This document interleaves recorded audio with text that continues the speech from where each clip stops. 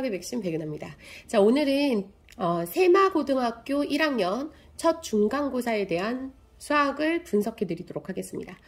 자, 일단 1번부터 6번까지는요, 빠르게 5분 안에 다 풀어서 정확하게 정답을 맞아야 되는 가장 기본적인 문제들이 출제가 됐어요.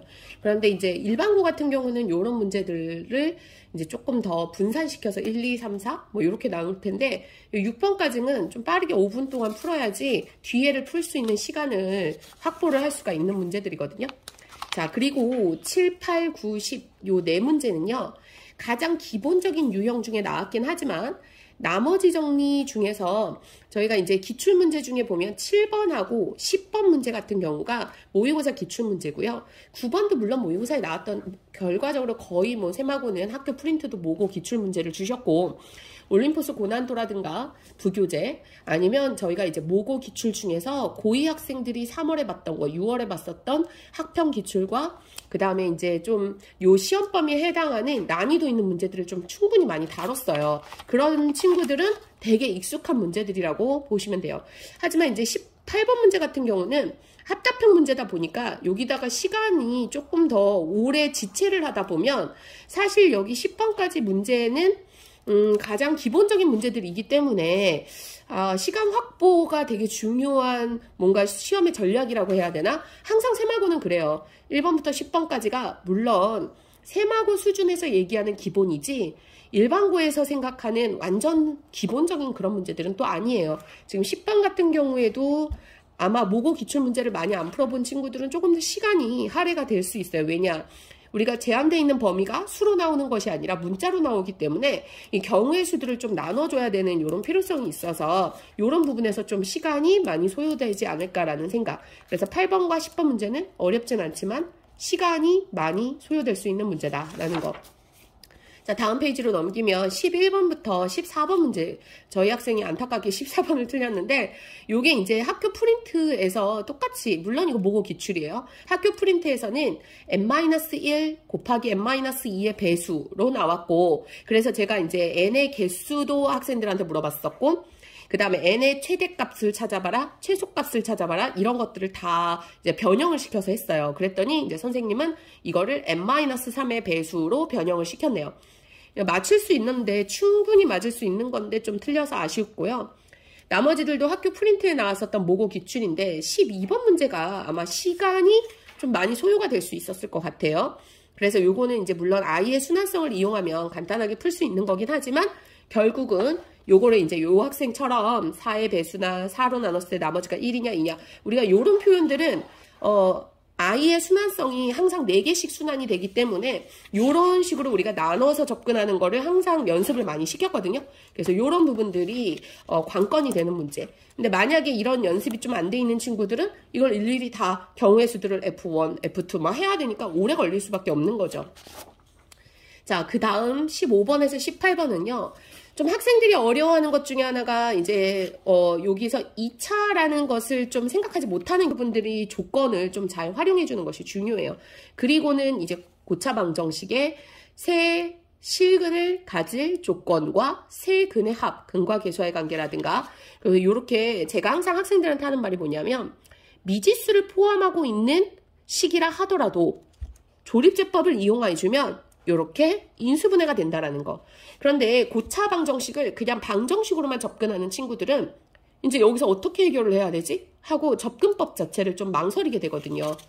자, 그리고 자, 여기 보시면 17번 문제도요. 이 학생이 되게 상당히 잘 접근을 했죠.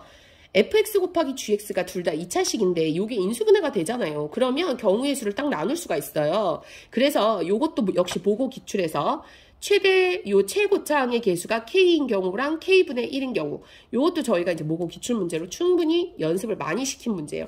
그러니까 이제 사실 세마고가 학교 시험이 힘든 이유는요, 모의고사를 보면 100분 동안 문제 중에 이런 킬러 문제는 2문제가 나와요. 그러면은 시험 시간도 길고 나머지는 좀 빠르고 쉽게 정확하게 풀고, 2문제를 푸는 데 있어서 시간 할애를 하는데 그런 2문제에 해당하는 문제들이 세마고는 이제 막 수두룩하게 내신이 나오니까 가뜩이나 시간도 짧은 데다가 요런 킬러 문제들이 경우의 수나 요런 것들을 다 나눠야 하는 문제들이 좀 많이 나오니까 아마도 조금 더 어렵지 않을까라는 생각이 듭니다. 자, 19번은요, 이번 연도의 병고에서도 똑같이 나왔어요. 구간에 따라서 hx라는 것을 fx, gx 두 개로 나눴죠. 이런 거는 나중에 수투 문제에서도 상당히 자주 나오는 문제예요. 이렇게 구간이 나눠져 있는 함수. 자, 그래서 그 구간이 나눠진 함수와 자, 요 직선이 바로 반드시 마이너스 1, 마이너스 1을 지나는 요 정점을 지나는 직선과 서로 다른 세 점에서 만난다라고 하면 이 그래프를 잘 그려서 서로 다른 세 점, 세 개의 교점이 생기도록 이렇게 상황을 이해해야 되는 문제. 물론 이것도 모고 기출 문제죠. 그래서 저희는 학원에서 많이 풀었던 건데 왜 물음표 있는 거 보니까 얘는 찍은 것 같은데. 자, 그 다음에 20번 문제는요, 사실 되게 오래된 기출 중에 하나예요. 그래서 지금 이제 블랙라벨에 있어요. 그래서 저희가 겨울방학 때 블랙라벨로 저희가 다 다져졌기 때문에 블랙라벨에 3단계 문제 있는 문제거든요. 근데 물론 그거를 변형을 살짝 했어요. 뭐냐면 A1이라는 애가 9 더하기 9 더하기 999. 그래서 얘네들 중에서 예를 들어서 A2면 두 개씩을 택하여 곱한 초합. 만약에 A3라면 세 개를 택하여 곱한 총합. 이런 식으로. 그래서 여기만 조금 변형을 한 거고 요 가와 나의 조건은 완전히 똑같아요. 제가 수지 지역에서 거의 한 6년 전에 저희 동탄에 온 게 제가 5년이 좀 넘었거든요. 그 바로 전에 수지 지역에서 애들을 오랫동안 지도해 왔는데 수지 지역에서 가르쳤을 때 나왔던 기출 문제인데 되게 오래된 모고 기출이거든요. 근데 사실 세마고가 학교 프린트를 줬잖아요. 근데 그 프린트가요, 최근 기출 문제를 반영한 게 아니라 예전 기출 문제들 중에서 되게 오래된 문제라 하더라도 좀 좋은 문제들을 선별적으로 선생님이 주셨어요. 그래서 요런 문제들이 좀 되게 올드한 문제인데 요게 요번에 세마고에서 나왔네요. 자, 21번 문제는요. 개수와 상수항이 모두 정수인 서로 다른 세 개의 다항식의 곱으로 인수분해된다. 자, 요 문제는 저희 학원 아이들은 거의 외우다시피 할 정도로 복 2차식이기 때문에 아예 처음부터 이 복 2차식을 인수분해를 얘 px라는 애가 x의 제곱 그 다음에 마이너스 a의 제곱 이런 식으로 인수분해가 된다. x의 제곱 마이너스 b 뭐 이런 식으로 해갖고 이런 꼴로 접근해주면 빠르게 풀 수 있거든요. 그래서 저희는 프린트에서도 풀었고 모고 기출로도 풀었고 학원 기출 문제집에도 있고 직전 보강할 때 그 모고 기출 문제에서도 또 풀고 여러 번 풀었기 때문에 특히나 이건 또 수지고등학교에서 실제 시험에 나왔었던 문제고요. 저희 학원 기출 문제집을 보면 거의 비슷하게 문제를 저희가 변형해서 만들었던 그런 문제예요. 자, 22번이 이번에 저희 학원 고등부 부원장님이 막판에 갑자기 원장님 이거요 하고서 문제를 딱 주셨어요. 그래서 제가 그 문제를 칠판에다 딱 적어서 직전 보강 때 딱 풀어줬는데 그 문제가 출처가 어디냐? 따끈따끈한 2022년도 올해 3월 고2 모의고사 기출문제인데요. 거기서는 이제 이게 식이 지금 세마고는 이렇게 두 개가 나왔잖아요. 이게 하나만 나왔거든요. 그래서 얘로 나누어 떨어지도록 하는, 그래서 저희가 변별력을 요하는 문제로 이 문제가 출제가 됐습니다. 근데 이제 저희 학원 아이들은 얘 왜 찍었지? 얘는 왜 찍었는지 제가 딱 알겠어요. 제가 그 문제를 풀이를 해준 게 아니라 직전 보강 때 칠판에다 딱 쓰고 자, 요 문제는 너희들이 이거 오메가를 이용해서 풀면 되니까 반드시 풀어봐 라고 하고 단톡에다가도 올렸어요. 톡에다가. 근데 얘는 안 푼 거죠. 이러니까 이제 틀린 거예요. 안 그랬으면 이거 오메가 이용해서 바로바로 접근해서 풀면 한 번만 풀어본 친구라면 아무리 이게 숫자가 바뀌고 식이 두 개가 나온다 하더라도 가뿐하게 풀 수 있어요. 이 친구는 조금 아쉽게 3개를 틀린 시험지고요. 저희 학원에서 이번에 세마고 100점 맞은 학생이 나왔습니다. 제가 얼마나 기쁘던지. 선생님 100점입니다 라는 카톡을 보고 정말 너무너무 기뻤어요. 자, 일단 세마고는요. 첫 번째, 학교에서 준 프린트는 당연히 열심히 풀어야 돼요. 근데 그것뿐만 아니라 훈련이 돼야 돼요. 트레이닝.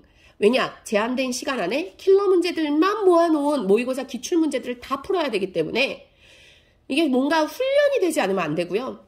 세마고는 이렇게 복부 타는 경우가 거의 없어요. 어느 학교들은요, 교사용 지도집에서 그냥 복사, 붙여넣기, 이렇게도 하거든요. 근데 세마고는 모의고사 기출문제라 하더라도, 학평 기출문제라 하더라도 절대로 복붙을 하지 않습니다.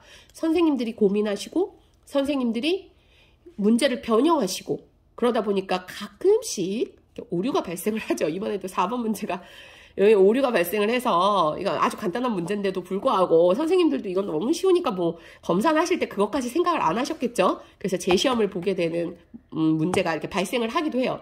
근데 사실 병고나 세마고는요, 거의 1년에 4번 시험을 보면 한 번 정도는 꼭 재시험을 보게 돼요. 그 이유 중에 하나가 그만큼 선생님들이 많이 문제를 변형하신다라는 의미예요. 그래서 여러분들이 모의고사 문제 푸는 거 당연히 중요하죠. 하지만 외워서 푸는 거 절대로 안 됩니다. 그 모의고사 문제 하나하나에 문제에서 요구하는 것이 무엇인지, 그리고 문제에서 준 단서를 어떻게 활용해야 되는지까지 자기가 충분히 알 때까지, 그래야 변형 문제를 제한된 시간 안에 빠르게 해결할 수 있습니다. 그러면 100점도 나와요, 당연히. 네, 여러분 기말고사 때도요, 열심히 준비하셔서 세마고라 하더라도 충분히 잘할 수 있습니다. 열심히 준비하시는 여러분이 되시길 바랄게요. 안녕.